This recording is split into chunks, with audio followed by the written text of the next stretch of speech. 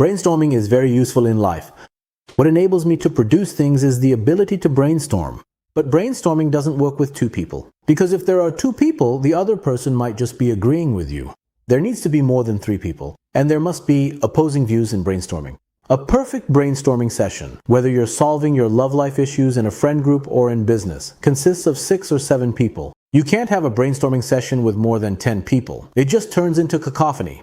For a brainstorming session, you need a whiteboard that everyone can see, or a large piece of paper, and so on. Everyone must definitely not be in a rush, meaning no, let's run off to eat, or having just eaten and feeling sluggish and so on. Everyone's mind needs to be clear, and the people in the room need to be relevant to the topic. A person who will have no pros, cons, or stake in the outcome should not participate in that brainstorming session. In fact, they constantly muddy the ideas. Therefore, the person coming to the brainstorming session must want to be part of the solution. There shouldn't be some idiot manager in the brainstorming session trying to satisfy their ego. Because, friends, we are going to have a brainstorming session. Come on, let's see how great my ideas are. Go ahead, tell me. You're a jerk. Because of you being a jerk, these people's time is being wasted. And wasted time. Definitely send this video to your boss like this. By the way, this isn't just in business life, it exists in families too. There are fake democratic fathers. Come on, we're a family. State your opinion, go ahead, but I couldn't care less.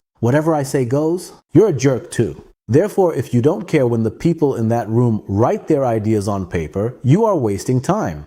There must absolutely be a moderator. The person we call a moderator should be someone who manages the conversation and distributes the right to speak. Meaning, you speak, and you speak. And this moderator should not be the most senior person there. They should not react to any idea by saying, "Ooh, wow, what does that have to do with anything?" Like, what does that have to do with anything now? They shouldn't react like that. Someone will express a dissenting opinion. Like, "Hey guys, it's going like this, but maybe we should look at it from this angle." The caveman who says, "Maybe there could be a downside like this," needs to be kicked out of the room. You don't eat during a brainstorming session. The venue is important.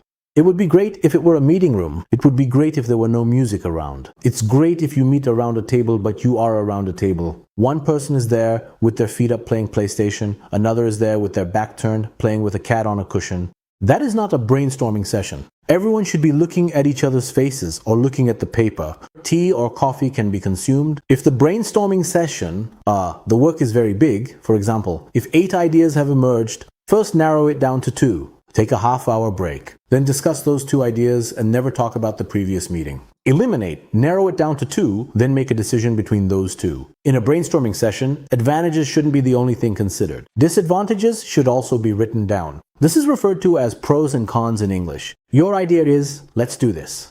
Okay, the advantages, disadvantages, cost and potential extra costs we didn't anticipate. Absolutely, the person who came up with the idea must not defend it as if they are defending their own team.